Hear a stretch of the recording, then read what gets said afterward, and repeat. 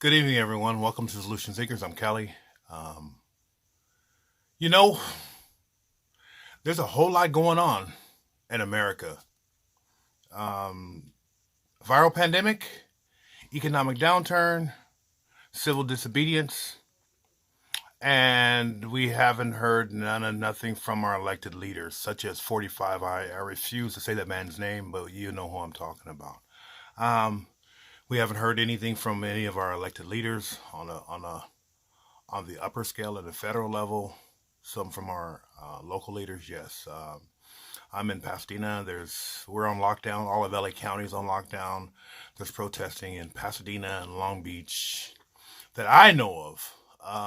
Of course, Minneapolis, Charlotte, Las Vegas, Seattle, Portland, and who knows where else.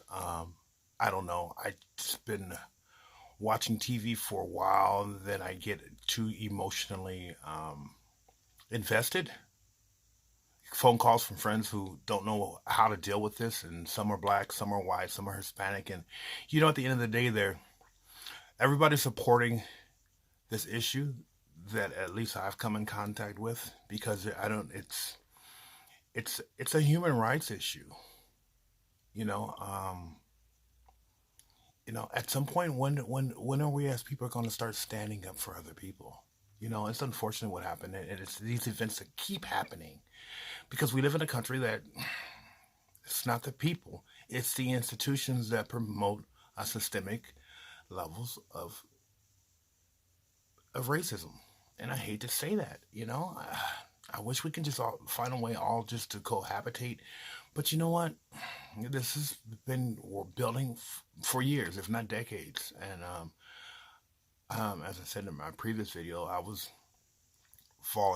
have fallen prey with law enforcement officers for whatever reason. A lot of it had to do with my behavior. I can really readily accept that, but it's when it happens like this, it's just uncalled for. Whatever the reason, to take somebody's life, there's never ever a justifiable offense for that, especially if it's minor, such as allegedly a fake $10 bill. you know, these events keep happening, and and let me try to move on from that for a moment. Where's the hope at? Where's the solution at? What is the solution? You know, um, I've always been somebody in the last 10 years who's always focusing on the solution. Which way do I go? Which way do I go? I don't know. Sometimes the best thing for me to do is just to do absolutely nothing. Until the solution comes. But and this, with everything that's going on, I honestly don't know what the solution can possibly be. I think too much has been done, and too much is going on right now. We're not getting, some people haven't even gotten their stimulus check, but yet the Congress is taking another break. You know, um, 36 million people are unemployed, and a lot of those jobs, according to some economists, at 43% of those jobs, comes up to about 15 million jobs, are not coming back. You know, are they going to extend unemployment? Probably not. Are they going to do this? Who knows what the hell they're going to do? Because I don't even think they know what they're going to do because none of these issues really affect them. These are people who work 140 years. The Senate and Congress. The Senate works a little bit more, but the House of Representatives and Congress, and the Senate, they work at on average 140 to 160 days a year, and yet make a little under $200,000 a year. And that's besides all the junkets that they get from all these special interest groups and whatever, right? Um, None of this stuff affects them, but it affects us, the people who are living hand to mouth, check to check, or just barely check to check, or some people who are living, I'm just two checks from being homeless, and with everything going on now, man, hope, despair, uncertainty, fear, and I have to hand it to the media. They're actually doing a good job representing it. This is from my perspective anyway. Um, you know, where do we go? I'm somebody who believes in hope. If you've been watching me on my channel, I always try to keep it positive, make it. Hold on a minute. I like to be an optimist as much as I possibly can at all times. But there comes a point to where things just, so many things just happen, and you just have to ask yourself, man, where do I go from here? How do I reposition myself to get myself out of this emotional turmoil? Because a couple things are consistent in life. Stages, phases, and dilemmas are always going to show up, but it's never about what happens. It's about how are we going to respond to it in the most appropriate way for the given situation. This situation, on the other hand, it's baffling, you know. But the systematic bullshit that we're living under, we have President 45 seems to encourage this type of behavior, and yet none of us have heard anything from our elected leaders.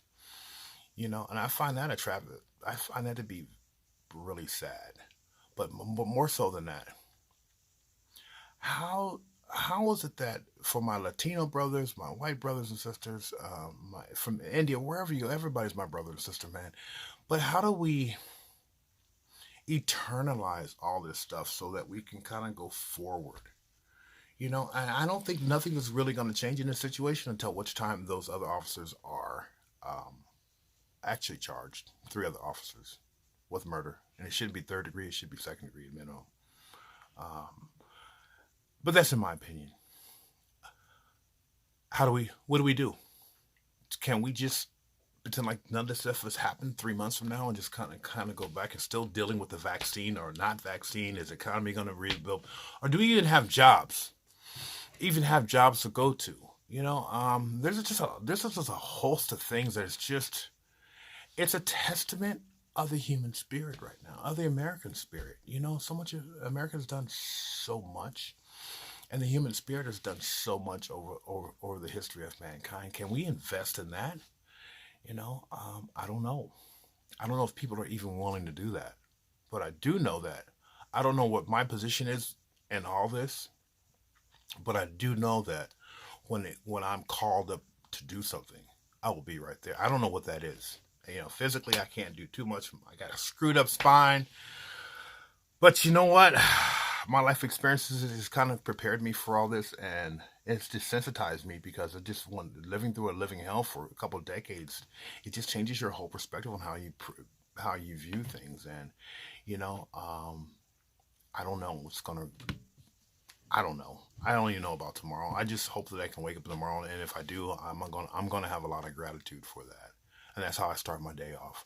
But with everything that's going out there now, only thing I can do is just try to assist and accommodate and help my friends, and try to keep it positive as I possibly can on most of the social media outlets I've been on, while still trying to get my website off the ground. Um, so I'm just trying to invest in that, and try to keep hope alive, man. And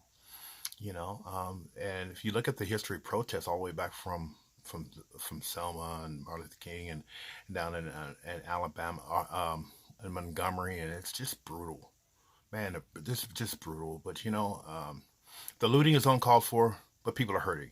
Why people are hurting? Because you really don't know somebody's situation, what's gone on in the last 2.5 months.